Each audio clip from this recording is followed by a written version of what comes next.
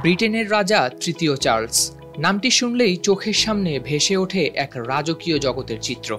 কিন্তু এবার তিনি আলোচনায় এসেছেন ভিন্ন এক কারণে।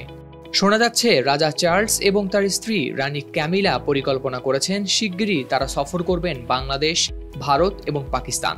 ব্রিটিশ সংবাদ মাধ্যম ডেইলি মিররের প্রতিবেদনে উঠে এসেছে এমনই এক তথ্য। একসময় ক্যান্সারে আক্রান্ত হয়ে সফর থেকে বিরত থাকলেও এখন উন্নতি হয়েছে তার শারীরিক অবস্থার। প্রতিবেদনে উল্লেখ করা হয়েছে রাজা চার্লস ক্যান্সার থেকে সেরে ওঠায় ভারতীয় উপমহাদেশে সফর করা তার জন্য নতুন দিগন্ত উন্মোচন করবে। এই সফর শুধু রাজা এবং রানীর জন্য নয়, বরং ব্রিটেনের জন্য কৌশলগত দিক থেকে গুরুত্বপূর্ণ। ব্রেক্সিট পরবর্তী সময়ে ব্রিটেন এখন বিশ্বজুড়ে নতুন অর্থনৈতিক এবং রাজনৈতিক সম্পর্ক স্থাপন করতে চাইছে।